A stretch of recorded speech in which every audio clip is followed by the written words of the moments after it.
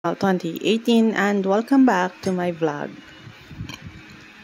Hindi maganda ang naging resulta ng latest na medical na isinasagawa kamakailan sa TV host actress na si Kris Aquino.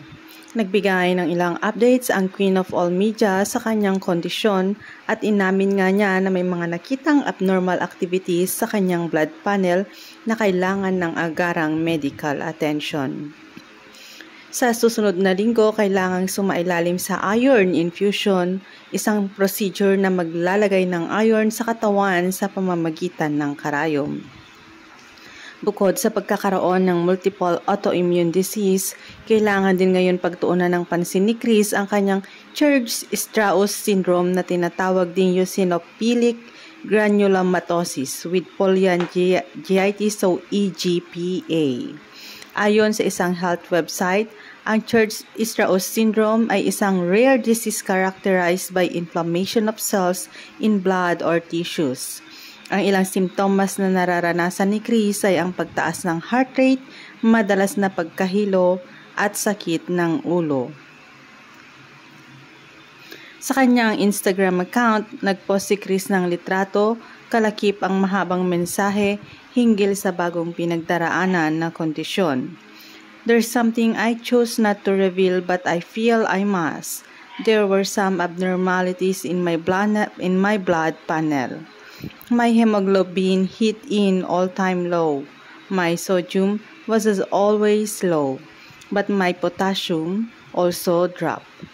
If I want to get healthier, it starts with my nutrition. Hindi ko kaya ang iron supplements, so starting next week, I'll be getting iron infusion. My Church-Strauss syndrome can affect many organs because it causes damage to blood vessels. My lungs have already shown some minor damage, but my heart now is showing signs of exhaustion just to pump blood that lack nutrients all over my body. Kailangan mag-overcompensate, simulang pagbabahagi ng TV host.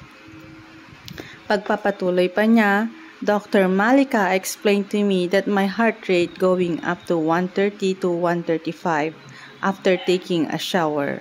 My constant dizzy, spell, and headache are already a warning for me that unless I start trying to eat real food and not rely on milk alone, I could be among the 7 out of 10 patients with Church-Strauss who attribute their death to heart failure. Beam prepared the green juice, cucumber, apple, and a lot of spinach. Baby step scale will come soon. My food intake is really a problem and my weight loss.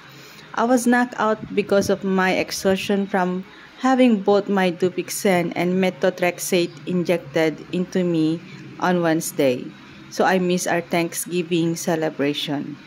Tomorrow, if my chronic sinusitis has stopped, I'll try to walk around with Beam and my nurse. Bawal ang unnecessary stress. Let's please continue praying for one another.